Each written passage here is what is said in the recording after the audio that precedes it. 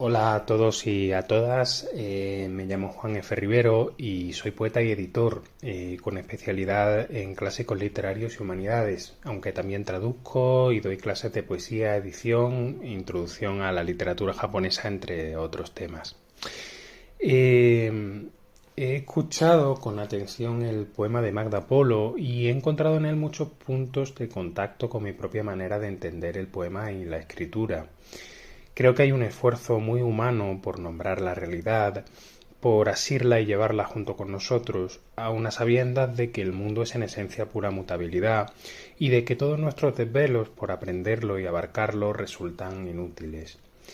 Como se desprende del texto de Magda, sin embargo, en esta decisión de repetir el gesto de nombrar,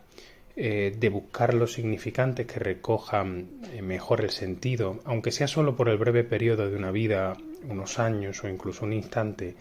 en la que se sostiene la memoria individual y colectiva, es decir, la identidad y la historia de los seres humanos. Me gusta mucho del poema la delicadeza de esa imagen que dice encender una hoguera en plena luz para desenterrar la silueta de las cosas. Me gusta el movimiento constante de conceptos y sentidos que también se refleja en el poema mediante las metáforas y los oxímoros, y que en el fondo refleja también nuestro propio movimiento en el lenguaje de la vida cotidiana, ese continuo acto de nombrar y renombrar. Voy a leeros un poema que publiqué hace un par de meses en el primer número de la revista Casa País y que continúa en la línea de la poética del que fue mi último poemario, Las hogueras azules, publicado por Candaya en el año 2020. El poema es bastante breve y dice así: Solo, frente al balcón, viendo al viento agitar estas ramas cargadas de flores, comprendo la tristeza profunda de primeros de marzo,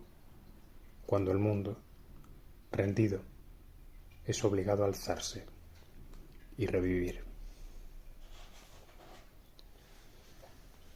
Se trata de un poema que escribí a principios de la primavera de este año, después de un invierno especialmente frío en el que una gran nevada había destruido una parte muy importante de los árboles de Madrid, que es la ciudad en la que yo vivo desde hace ya más de 7 años.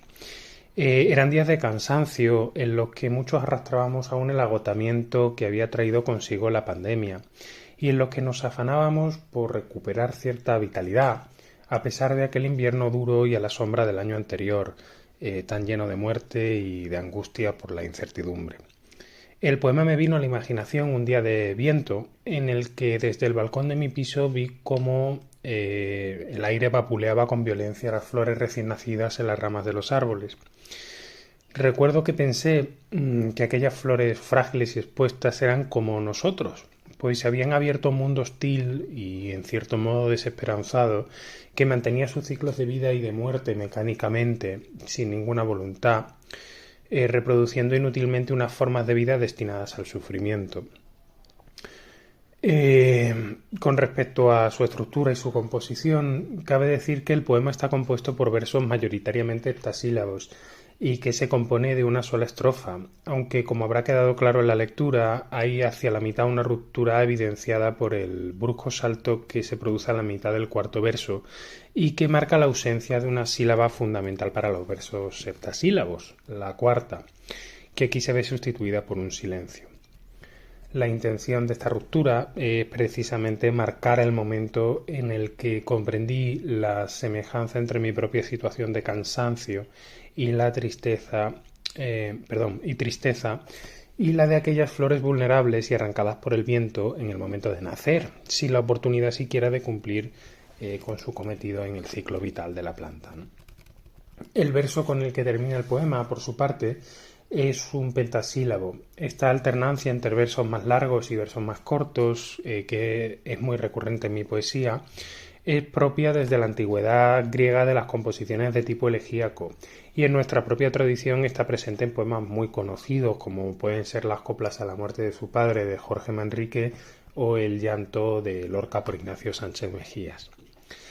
Bueno, y sin más, me despido preguntando a la siguiente poeta qué le ha sugerido mi texto y agradeciendo la invitación a participar en esta hermosa cadena de poesía. Un gran abrazo y muchas gracias otra vez.